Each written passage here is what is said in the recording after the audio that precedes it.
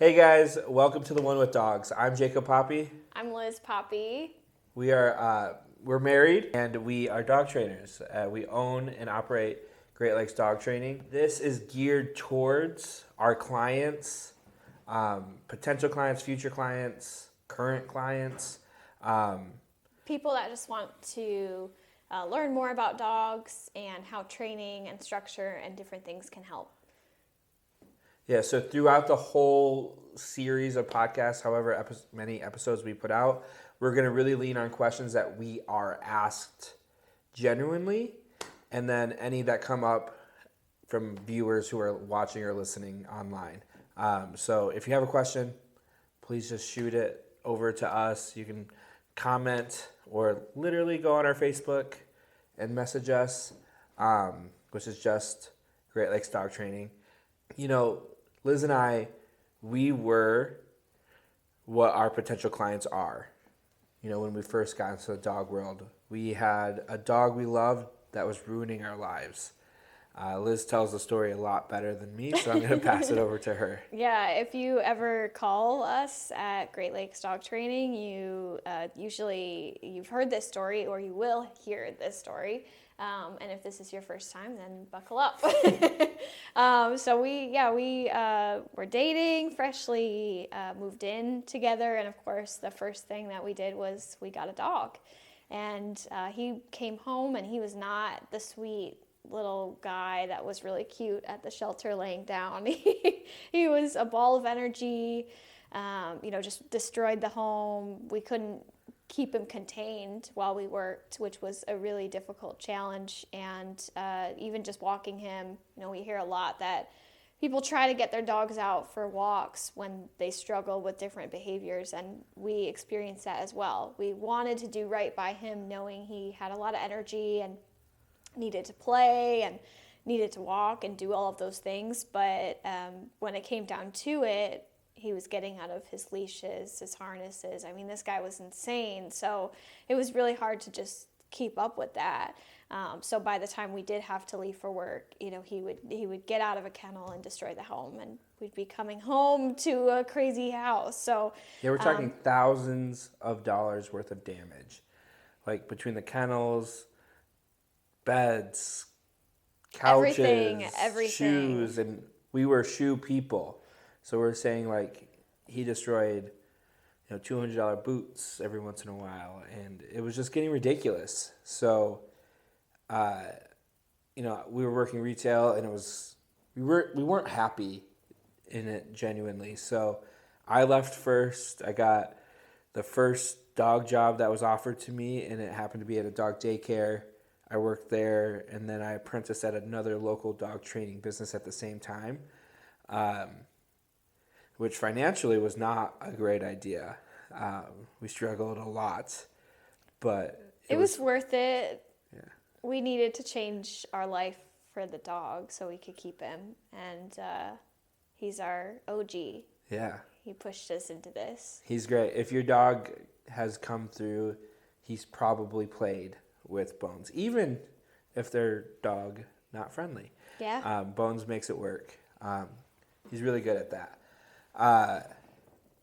After that, she also joined at Dogtopia, and so we thought we were great. So we got a second dog. Clearly, that's like the right thing to do when you have a dog that's borderline.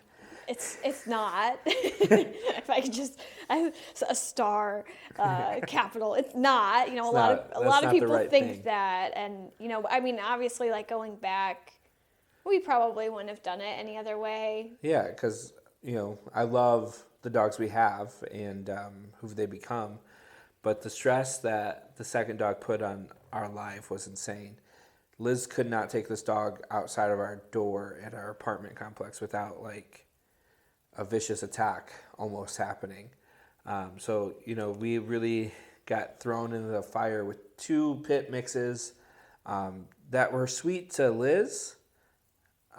Baby wasn't sweet to me, but not right off the bat. We had to learn and we had to adapt, just like how we have to help you guys through some of your transitions with your dogs. So through that, we also started working in a strictly dog training. We worked for one of the larger franchises in the nation. We worked our way through there, worked there for a while. Got a few more dogs. Yeah, and found our love for labs. So now we have Battle in Boston, the logos for our business, and we really grew into who we wanted to be. So then we wanted our job or our business to reflect that, of being truly balanced, of being able to allow dogs to play and teach them how to play and use like all of our skills that we have.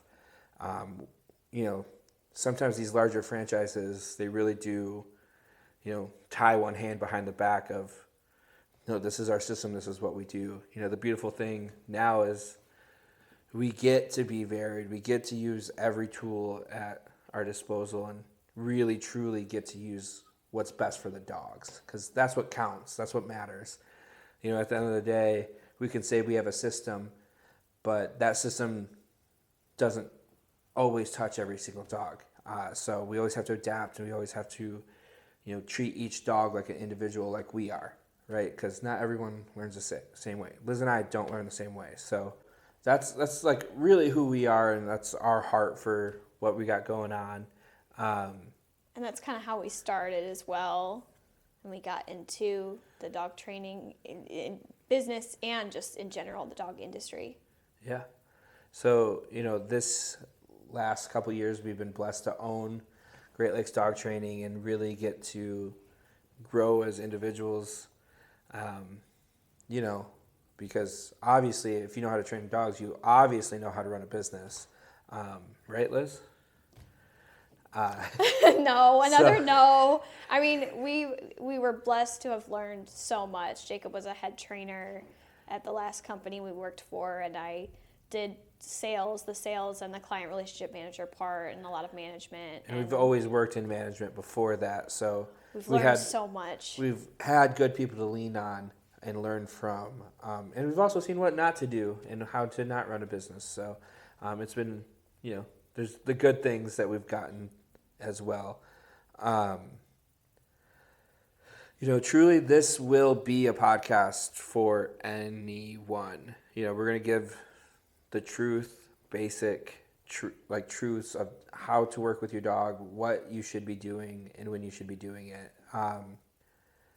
And we really hope that this can really help people with their dogs, because that's all that we really care about at the end, is people having better relationships with their dogs. We always tell people when we hire them, like, cool, you love dogs, great, but you really have to love humans as well, because if we don't have love for our clients, then we're not really having their best interests at heart. So we have to make sure that we are meeting them where they need to be met and really loving on our clients. Absolutely. Yeah. I mean, it's said that, the dog training is, just as important as the client training. And we really, truly believe that.